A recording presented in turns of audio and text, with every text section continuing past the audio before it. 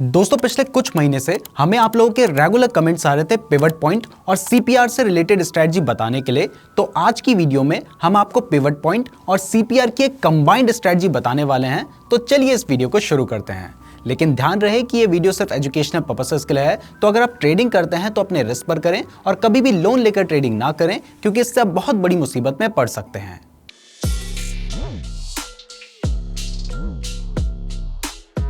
तो दोस्तों इस स्ट्रेटजी को समझने के लिए सबसे पहले आपको समझना होगा कि पिवट पॉइंट और सीपीआर इंडिकेटर क्या होता है। तो पहले मैं आपको पिवट पॉइंट के बारे में बताऊंगा, उसके बाद मैं आपको सीपीआर के बारे में बताऊंगा। तो अगर पिवट पॉइंट की बात करें तो एक्चुअल में ये सिर्फ सपोर्ट और रेजिस्टेंस होते हैं, जो कि एक पर्टिकुलर टाइम पीरियड की हाई, लो और क्लोजिंग प्राइस का एवरेज करके निकाले जाते हैं।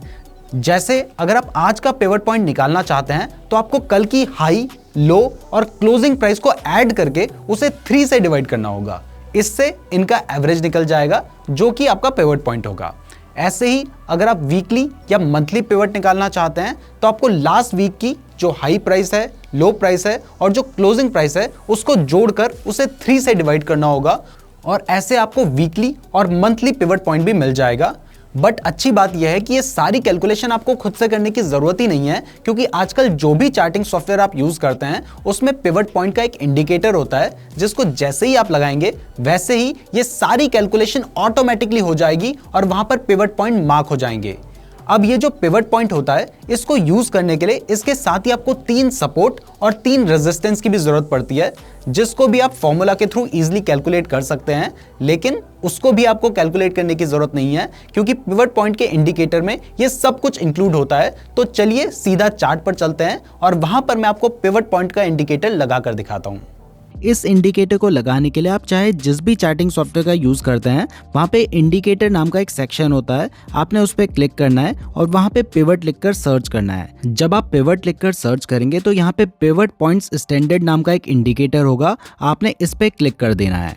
अब जैसे ही आप इस पिवट पॉइंट इंडिकेटर को लगा देंगे तो ये दिखने में बहुत ज़्यादा कंफ्यूजिंग लग रहा होगा, तो आपको डरने की ज़रूरत नहीं है। बस यहाँ पे एक सेटिंग का ऑप्शन है, आपको वहाँ पर जाना है और वहाँ पर जाकर आप इसको थोड़ा सा इजी कर सकते हैं। तो यहाँ पे आप जैसे ही सेटिंग पे क्लिक करेंगे तो यहाँ पे सबसे पहले आप शो प्राइसेस वाले ऑप्शन को अनटिक कर दीजिएगा।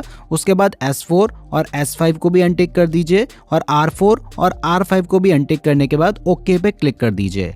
जब आप ऐसा करेंगे तो ये थोड़ा सा अब पहले के कंपैरिजन में कम कंफ्यूजिंग लगेगा। अब अगर आप इसे ध्यान से देखेंगे तो आपको दिखाई देगा कि यहाँ पे एक P नाम की लाइन है, जो कि हमारा पिवट पॉइंट है। इसके ऊपर R1, R2 और R3 हमारे रेजिस्टेंस हैं और S1, S2 और S3 हमारे सपोर्ट हैं। तो दोस्तों अब आपको पिवट पॉइंट इंडिकेटर लगाना तो आ गया है, तो अब समझते हैं कि इसको यूज कैसे करना है। तो दोस्तों पिवट पॉइंट इंडिकेटर के अकॉर्डिंग अगर शेयर की जो प्राइस है वो पिवट पॉइंट के ऊपर ओपन होती है तो बहुत ज़्यादा चांसेस हैं कि उस दिन मार्केट बुलिश ही रहेगा और शेयर की प्राइस बढ़ेगी, तो आप वहाँ पे बाइंग कर सकते हैं। और अगर मार्केट पिवट पॉइंट के नीचे ओपन होता है तो बहुत ज़्यादा चांसेस हैं कि उस दिन मार्केट बेयरिश रहेगा, तो वहाँ पे आप शॉर्ट सेल या फिर पुट ऑप्शन बाय कर सकते हैं। जैसे यहाँ पे आपको नज़र आ रहा है कि शेयर की जो प्राइस है वो पिवट पॉइंट के ऊपर ओपन हुई थी और उसके बाद मार्केट उस दिन बुलिश रहा और शेयर की प्राइस बढ़कर R1 तक चली गई थी। तो अगर आप चाहते तो आप इसको देखकर बाइंग कर सकते थे, लेकिन सिर्फ इसको देखकर बाइंग नहीं करनी है। इसके साथ आपको सीपीआर का भी यूज करना होगा, और वो कैसे करना है वो मैं आपको आगे बताऊंगा। पहले हम पिवट पॉइंट को अच्छे से समझ लेते हैं। तो अब ये एक दूसरा एग्जांपल देखो, यहाँ पे जो शेयर की प्राइस है वो पिवट पॉइंट के नीचे ओपन हुई थी और उसके बाद शेयर की प्राइस गिरती चली गई। तो आप चाहते तो यहाँ पे आप शॉर्ट सेल कर सकते थे या फिर आप पुट ऑप्शन बाय कर सकते थे। तो सबसे पहली चीज तो पिवट पॉइंट ये बताता है कि अगर शेयर की जो प्राइस है वो पिवट पॉइंट के ऊपर ओपन होती है तो बहुत ज़्यादा चांसेस है कि उस दिन शेयर की प्राइस बढ़ती रहेगी और मार्केट उस दिन बुलिश रहेगा। और अगर शेयर की प्राइस पिवट पॉइंट के नीचे ओपन होती है तो बहुत ज़्यादा चांसेस हैं कि उस दिन मार्केट बेरिश रहेगा और शेयर की प्राइस गिरती जाएगी। अब दूसरी चीज़ पिवट पॉइंट ये बताता है कि अगर शेयर की जो प्राइस है वो पिवट पॉइंट और रेजिस्टेंस 1 के बीच में है तो आप वहाँ पे बाइंग कर सकते हैं और R1 को अपना पहला टारगेट लेकर चल सकते हैं। अब अगर आपका पहला टारगेट अचीव हो जाता है तो उसके बाद आप R2 को अपना सेकंड टारगेट लेकर चल सकते हैं। जैसे यहाँ पर आपको टाटा मोटर्स के केस में नजर आ रहा है कि शेयर की जो प्राइस है वो R1 और P के बीच में ओपन हुई थी, उसके बाद शेयर की प्राइस बढ़ने लगी और सबसे पहले इसने R1 पे टारगेट अचीव किया और उसके बाद R1 को ब्रेक करके सीधा R2 तक इसकी शेयर की प्राइस गई। तो यहाँ पर आपको R2 तक का एक टारगेट मिल सकता था। अब इसकी अपोजिट सिचुएशन की बात करें तो अगर शेयर की जो प्राइस है वो पिवट पॉइंट और सपोर्ट 1 के बीच में है तो आप चाहें तो यहाँ पे शॉर्ट सेल कर सकते हैं या फिर पुट ऑप्शन ले सकते हैं। तो अगर आप इसमें शॉर्ट सेल करते हैं तो आपका सबसे पहला जो टारगेट होगा वो S1 पर होगा और अगर ये टारगेट ब्रेक हो जाता है तो उसके बाद आपका सेकंड जो टारगेट होगा वो S2 पर होगा।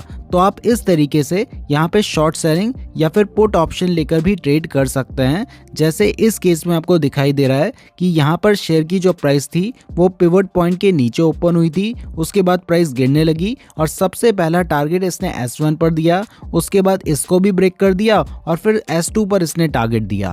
अब थर्ड एक्सप्लेनेशन जो हमें पिवट पॉइंट इंडिकेटर से समझ आता है वो ये है कि अगर कभी शेयर की जो प्राइस है वो R2 से भी ऊपर चली जाती है तो इसका मतलब ये माना जाता है कि अब शेयर ओवरबॉट जोन में जा चुका है और इसके बाद ट्रेंड रिवर्सल हो सकता है। तो जब भी शेयर की प्राइस R2 से भी ऊपर निकल जाती है तो वहां पर आपको बाइंग नहीं करनी होती है, वहां पर बहुत ज्यादा चांसेस होते हैं कि ट्रेंड रिवर्स हो जाएगा। जरूरी नहीं है कि प्राइस R2 को क्रॉस करते ही ट्रेंड रिवर्स हो जाए, कई बार R3 तक भी प्राइस जाती है और इवन R4 तक भी चली जाती है जिसको हमने यहाँ पे हाइड कर रखा है।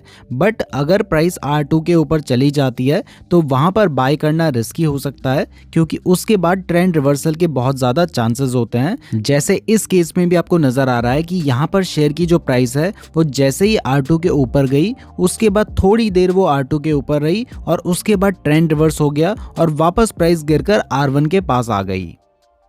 और अगर इसकी अपोजिट सिचुएशन की बात करें तो अगर कभी शेयर की प्राइस S2 के पास तक जाती है यानी सपोर्ट 2 के पास तक जाती है और उसको भी क्रॉस कर देती है तो ये माना जाता है कि स्टॉक ओवरसोल्ड जोन में जा चुका है और इसके बाद यहाँ से ट्रेंड रिवर्स हो सकता है। तो आपको S2 के पास पर पुट ऑप्शन बाय नहीं करना है या फिर शॉर्ट सेल नहीं करना है क्योंकि यहाँ पे ट्रेंड रिवर्सल के बहुत ज़्यादा चांसेस होते हैं। जैसे इस केस में भी आपको नजर आ रहा है कि शेयर की जो प्राइस है वो S2 के नीचे जाने के बाद और ज़्यादा नीचे नहीं गिरी और वहाँ से ट्रेंड रिवर्सल हो गया। तो दोस्तों ये तीन चीजें हमें पिवट पॉइंट इंडिकेटर से समझ आती हैं, लेकिन सबसे बड़ी प्रॉब्लम यह है कि अगर आप सिर्फ पिवट पॉइंट इंडिकेटर का यूज करेंगे तो आपको बहुत बार फेक सिग्नल मिलेंगे जिससे आपको बहुत ज्यादा बार लॉस हो जाएगा। जैसे अगर आप ये वाला एग्जांपल देखें तो यहाँ पर शेयर की जो प्राइस थी वो पिवट पॉइंट के ऊपर ओपन हुई थी, तो इस हिसाब से तो यहाँ से शेयर की प्राइस को ऊपर जाना चाहिए था, लेकिन उसके बाद शेयर की प्राइस थोड़ी देर वहीं पे मूव की और उसके बाद वापस नीचे आ गई। तो इस केस में अगर आपने बाइंग की होती तो आपको लॉस हो गया होता। और ऐसा सिर्फ एक एग्जांपल नहीं है, ऐसे बहुत सारे एग्जांपल है। जैसे यहाँ पर भी शेयर की प्राइस पिवट पॉइंट के नीचे ओपन हुई थी, तो इस हिसाब से तो प्राइस को और नीचे जाना चाहिए था, लेकिन प्राइस वापस ऊपर चली गई और पिवट पॉइंट के आसपास ही मूव करती रही। तो अगर इस केस में भी आपने सेल किया होता तो आपको यहाँ पर भी लॉस हो जाता। तो अगर आप सिर्फ पिवट पॉइंट इंडिकेटर का यूज करेंगे तो ऐसे में आपको बहुत बार फेक सिग्नल देखने को मिलेंगे जिससे आपको बार बार लॉस होता रहेगा। इसलिए आपको सिर्फ पिवट पॉइंट इंडिकेटर का यूज नहीं करना है, आप या तो इसके साथ प्राइस एक्शन का यूज करें, कैंडलस्टिक पैटर्न का यूज करें, चार्ट पैटर्न का यूज करें, और अगर उनका यूज नहीं कर सकते या फिर नहीं करना चाहते तो फिर आप इसके साथ CPR का यूज कर सकते हैं। तो चलिए अब CPR के बारे में जानते हैं। वैसे दोस्तों अगर आप ट्रेडिंग के लिए बेस्ट डीमैट अकाउंट खुलवाना चाहते हैं तो आप एंजल वन में अपना बिल्कुल फ्री डीमैट अकाउंट खुलवा सकते हैं। और अगर आप ज़ीरोधा में अकाउंट खुलवाने की सोच रहे हैं तो मैंने दोनों का ही लिंक डिस्क्रिप्शन पे दिया है, तो डिस्क्रिप्शन जरूर चेक कर लीजिएगा। तो दोस्तों CPR की फुल फॉर्म होती है सेंट्रल पिवट रेंज, और ये जो CPR है ये 3 लाइन से मिलकर बनता है, जिसमें जो बीच वाली लाइन होती है इसको सेंट्रल पिवट कहा जाता है, या फिर सिंपली हम इसे पिवट कह सकते हैं। और ये वही सेम पिवट है जो कि पिवट पॉइंट इंडिकेटर में भी यूज किया जाता है। इसके जो ऊपर वाली लाइन होती है उसको TC यानी टॉप सेंट्रल पिवट, और जो नीचे वाली लाइन है उसको BC यानी बॉटम सेंट्रल पिवट कहा जाता है। अब ये एक ऐसा इंडिकेटर है जो कि आपको ज़्यादातर चार्टिंग सॉफ्टवेयर पर देखने को नहीं मिलेगा। इवन ट्रेडिंग व्यू की वेबसाइट पे भी ये इंडिकेटर आपको डायरेक्टली देखने को नहीं मिलता है, बल्कि कुछ जो कम्युनिटी स्क्रिप्ट्स होती है वहाँ पर ये इंडिकेटर हमें देखने को मिलता है। तो इस इंडिकेटर को लगाने के लिए आपको सबसे पहले इंडिकेटर वाले सेक्शन में जाना होगा और यहाँ पर जाकर आपको लिखना होगा CPR। जब आप ये लिखेंगे तो आपको दिखाई देगा कि ये जो कम्युनिटी स्क्रिप्ट्स हैं यहाँ पर आपको ये इंडिकेटर देखने को मिल रहा है। यहाँ पे बहुत सारे लोगों ने इस इंडिकेटर को बना रखा है। आप चाहें तो इसमें से किसी को भी चूज कर सकते हैं, लेकिन इसमें से कुछ सही से काम नहीं करते हैं। तो हमने जब रिसर्च की तो हमें दिखाई दिया कि ये जो CPR विद पिवोट लेवल्स और CPR बाय KGS वाला इंडिकेटर है ये सही से काम कर रहा था। तो अगर आप इस इंडिकेटर को लगाना चाहते हैं तो आपको सिंपली इस पे क्लिक कर देना है। जैसे ही आप इस पे क्लिक करेंगे तो आपकी जो पूरी स्क्रीन थी और जो पूरा चार्ट था उसके ऊपर इतनी सारी ड्राइंग्स बन जाएंगी कि आपको चार्ट ही नजर नहीं आएगा और आपको कुछ भी समझ नहीं आएगा कि ये है क्या। तो इसको इजीली समझने के लिए और इसको सिंप्लीफाई करने के लिए आपको सबसे पहले इस वाले इंडिकेटर की सेटिंग में जाना होगा। इस इंडिकेटर की सेटिंग खोलने के लिए ऊपर जहाँ पे ये इंडिकेटर लगा हुआ है आपको यहाँ पर जाना है और यहाँ पर सेटिंग का एक ऑप्शन आ रहा है, आपने इस पर क्लिक कर देना है। तो अब इस इंडिकेटर की सेटिंग खुल चुकी है। तो यहाँ पर आपको डेली पिवट के अलावा बाकी जितने पिवट देखने को मिल रहे हैं आपको उन सबको अनटिक कर देना है। उसके बाद आपको स्टाइल वाले सेक्शन पे जाना है और यहाँ पे डेली पिवट, डेली BC और डेली TC के अलावा बाकी जितने ऑप्शन आपको देखने को मिल रहे हैं आपने उन सबको अनटिक कर देना है। इसके बाद जैसे ही आप ओके पर क्लिक करेंगे तो यहाँ पर आपको CPR की सिर्फ 3 ही लाइनें देखने को मिलेंगी, जिसके बारे में मैंने आपको बताया है कि इसमें जो ऊपर वाली लाइन होती है उसको कहा जाता है टॉप सेंट्रल यानी TC, जो नीचे वाली लाइन होती है उसको कहा जाता है BC यानी बॉटम सेंट्रल, और जो बीच वाली लाइन होती है वो पिवट होता है। तो पहली चीज़ जो CPR हमें बताता है वो ये है कि अगर इसकी जो तीनों लाइन है उनके बीच में गैप है, जैसे यहाँ पे आपको दिखाई दे रहा है इसकी जो तीनों लाइन थी उनके बीच में गैप है, तभी ये तीनों लाइनें आपको प्रॉपर्ली नजर आ रही हैं। तो उस दिन मार्केट साइडवेज रहेगा, मतलब ना मार्केट बहुत ज़्यादा ऊपर जाएगा ना बहुत ज़्यादा नीचे जाएगा। तो अगर आप ऐसे में बाइंग या सेलिंग करेंगे तो आपको लॉस होने के चांसेस ज़्यादा होंगे, इसलिए आपको साइडवेज मार्केट में ट्रेडिंग नहीं करनी चाहिए। तो अगर इस वाले केस में आप देखेंगे तो यहाँ पर जो शेयर की प्राइस थी वो पिवट के नीचे ओपन हुई थी, तो इस हिसाब से तो यहाँ से शेयर की प्राइस को गिर जाना चाहिए था। और अगर आप सिर्फ पिवट इंडिकेटर को देख रहे होते तो आप यहाँ पे शायद शॉर्ट सेल कर देते या फिर पुट ऑप्शन ले लेते। लेकिन जब आपने CPR लगाया तो आपको दिखाई दिया कि अरे भाई यहाँ पे तो तीनों लाइनों के बीच में डिफरेंस है, इसका मतलब आज जो शेयर है वो साइडवेज रह सकता है। तो ऐसे केस में आप यहाँ पर ट्रेड नहीं लेते और आप इस फेक सिग्नल से बच जाते। ऐसे ही इस केस में भी आपको दिखाई दे रहा है कि शेयर की जो प्राइस है वो पिवट पॉइंट के ऊपर ओपन हुई थी, तो पिवट पॉइंट इंडिकेटर के अकॉर्डिंग तो यहाँ से शेयर की प्राइस को बढ़ना चाहिए था, लेकिन CPR में आपको दिखाई दे रहा है कि इन तीनों लाइनों के बीच में गैप है।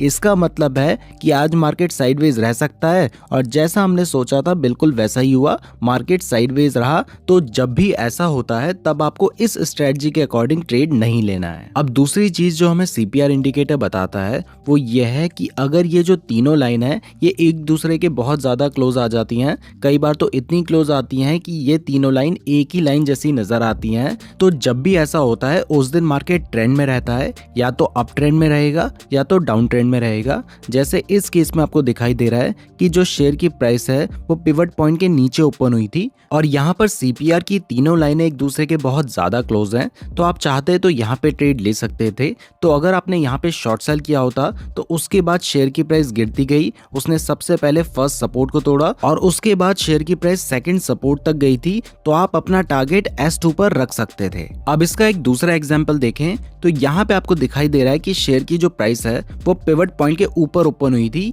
इवन R1 के पास ओपन हुई थी। तो आप चाहते तो आप यहाँ पर कॉल पोजीशन ले सकते थे और उसके बाद शेयर की जो प्राइस थी वो R2 तक गई, तो आप अपना टारगेट R2 पे रख सकते थे, क्योंकि मैंने आपको बताया है कि R2 से ऊपर अगर कभी शेयर की प्राइस जाती है तो ये माना जाता है कि स्टॉक ओवरबॉट जोन में आ चुका है और उसके बाद ट्रेंड रिवर्स हो सकता है। और आपने देखा कि जैसे ही प्राइस R2 के थोड़ा ऊपर गई उसके बाद ट्रेंड रिवर्स होने लग गया। तो यहाँ पे आप अपना टारगेट R2 तक रख सकते थे, आपको R2 से ऊपर अपना टारगेट नहीं रखना है, क्योंकि वहां पर ट्रेंड रिवर्स होने के बहुत ज्यादा चांसेस होते हैं। अब दोस्तों तीसरी चीज जो CPR हमें बताता है वो ये है कि अगर कभी शेयर की जो प्राइस है वो CPR को टच ही नहीं करती है, मतलब जैसे इस केस में आपको दिखाई दे रहा है CPR पूरा ऊपर है और शेयर की प्राइस पूरे दिन नीचे रही है, उसने CPR को टच ही नहीं किया है। इसको वर्जिन CPR भी कहा जाता है। तो अगर कभी ऐसा होता है तो आपको क्या करना है, आपको नेक्स्ट डे CPR की जो लाइन है, जो पिछले वाले दिन की CPR की लाइन है, उसको थोड़ा सा आगे को एक्सटेंड कर देना है। तो उसके बाद नेक्स्ट डे जैसे ही शेयर की प्राइस पिछले वाले दिन के CPR के पास तक जाएगी तो वहां पे ट्रेंड रिवर्स होने के चांसेस बहुत ज्यादा होंगे। जैसे इस वाले केस में आपको दिखाई दे रहा है, एक दिन पहले शेयर की प्राइस ने CPR को टच नहीं किया था। तो अगर इस लाइन को हम थोड़ा सा आगे एक्सटेंड कर देते तो हमें दिखाई देता है कि जैसे ही शेयर की प्राइस नेक्स्ट डे पिछले वाले दिन के CPR के पास तक गई तो वहां से ट्रेंड रिवर्स हो गया। और ऐसा इसलिए होता है क्योंकि ये एक बहुत स्ट्रॉन्ग रेजिस्टेंस की तरह काम करता है। तो आप इस केस में चाहें तो शॉर्ट सेल कर सकते हैं या फिर पुट ऑप्शन ले सकते हैं। अब दोस्तों आज के केस में भी आपको दिखाई दे रहा है कि शेयर की जो प्राइस है उसने CPR को टच ही नहीं किया और ये एक वर्जिन CPR हो गया। तो अब इस केस में आपको क्या करना है, आपको जो ये CPR वाली लाइन है ना, इसको थोड़ा सा आगे को बढ़ा देना है। उसके बाद जैसे ही शेयर की प्राइस इस CPR को कभी टच करेगी तो बहुत ज़्यादा चांसेस होंगे कि यहाँ से ट्रेंड रिवर्स हो जाएगा। तो आप चाहें तो यहाँ पे आप बाइंग भी कर सकते हैं। तो दोस्तों अब मैं आपको एक बार समराइज करके बताता हूं कि पिवट पॉइंट और CPR इंडिकेटर का यूज कैसे किया जाता है, ताकि अगर आपको कोई भी कंफ्यूजन होगा तो वो यहां पर क्लियर हो जाएगा। तो दोस्तों सबसे पहला पॉइंट है कि pivot point indicator mainly intraday trading के लिए ही यूज किया जाता है और ये हमें मार्केट का ट्रेंड बताता है। मैंने आपको बताया था कि अगर शेयर की जो प्राइस है वो पिवट पॉइंट के ऊपर ओपन होती है तो इस इंडिकेटर के अकॉर्डिंग उस दिन मार्केट बुलिश रहेगा और उसकी प्राइस बढ़ती रहेगी। और अगर पिवट पॉइंट के नीचे ओपन होती है तो उस दिन मार्केट डाउन ट्रेंड में रहेगा और शेयर की प्राइस गिरती रहेगी। दूसरा मैंने आपको बताया था कि अगर आप इस इंडिकेटर के बेसिस पर बाइंग करना चाहते हैं तो वो आपको पिवट पॉइंट और R1 के बीच में करनी चाहिए, जिसमें आप R1 को अपना फर्स्ट और R2 को अपना सेकंड टारगेट लेकर चल सकते हैं। और अगर आप सेलिंग करना चाहते हैं तो वो आपको पिवट पॉइंट और S1 के बीच में करनी चाहिए, जिसमें आप S1 को फर्स्ट और S2 को अपना सेकंड टारगेट लेकर चल सकते हैं। और थर्ड पॉइंट में मैंने आपको बताया था कि अगर शेयर की प्राइस R2 के ऊपर चली जाती है तो यह माना जाता है कि शेयर ओवरबॉट जोन में जा चुका है, तो वहां पर आपको बाइंग नहीं करनी है, क्योंकि उसके बाद ट्रेंड रिवर्स हो सकता है और शेयर की प्राइस और नीचे गिर सकती है। और ऐसे ही अगर कभी शेयर की जो प्राइस है वो S2 के भी नीचे चली जाती है तो यह माना जाता है कि स्टॉक ओवर सोल्ड जोन में जा चुका है और उसके बाद ट्रेंड रिवर्स हो सकता है और शेयर की प्राइस बढ़ सकती है। अब फोर्थ पॉइंट में मैंने आपको बताया था कि पिवट पॉइंट इंडिकेटर में फेक सिग्नल्स बहुत ज्यादा मिलते हैं, इसलिए अगर आप सिर्फ पिवट पॉइंट के बेसिस पर ट्रेड करेंगे तो आपको बहुत बार लॉस भी देखने को मिलेगा। इसलिए आपको हमेशा पिवट पॉइंट के साथ या तो प्राइस एक्शन का यूज करना चाहिए या फिर एटलीस्ट CPR का यूज तो करना ही चाहिए। अब CPR में मैंने आपको बताया था कि अगर CPR की 3 लाइंस एक दूसरे से दूर हैं तो उस दिन मार्केट साइडवेज रह सकता है, इसलिए इस स्ट्रेटजी के बेसिस पर आपको उस दिन ट्रेड नहीं लेना चाहिए। लेकिन अगर CPR की 3 लाइंस एक दूसरे के बहुत क्लोज हैं तो इसका मतलब है कि उस दिन मार्केट ट्रेंड में रहेगा। तो अगर मार्केट पिवट के ऊपर ओपन हुआ है तो आप कॉल ऑप्शंस या बाइंग ट्रेड ले सकते हैं, और अगर मार्केट नीचे ओपन हुआ है तो आप पुट ऑप्शन या शॉर्ट सेल करने का ट्रेड ले सकते हैं। इसके बाद लास्ट में मैंने आपको वर्जिन CPR के बारे में बताया था, जिसमें अगर शेयर की प्राइस CPR को टच नहीं करती है तो आपको पिवट लाइन को एक्सटेंड करना है और फिर नेक्स्ट डे वो जो पिवट लाइन है वो एक स्ट्रॉन्ग रेजिस्टेंस या सपोर्ट की तरह काम करेगी डिपेंडिंग ऑन द सिचुएशन।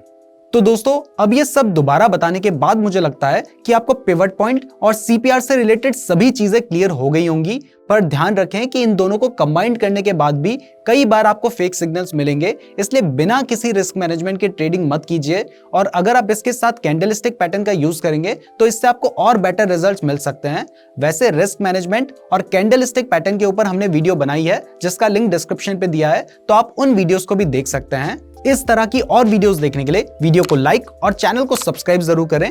हमारे सभी सोशल मीडिया अकाउंट्स का लिंक और फ्री डीमैट अकाउंट का लिंक डिस्क्रिप्शन पे दिया है, तो डिस्क्रिप्शन जरूर चेक कर लीजिएगा। अगर आपने यहां तक वीडियो देखी है तो आप हमारे लिए बहुत ज्यादा स्पेशल हैं, कमेंट करके जरूर बताएं। धन्यवाद।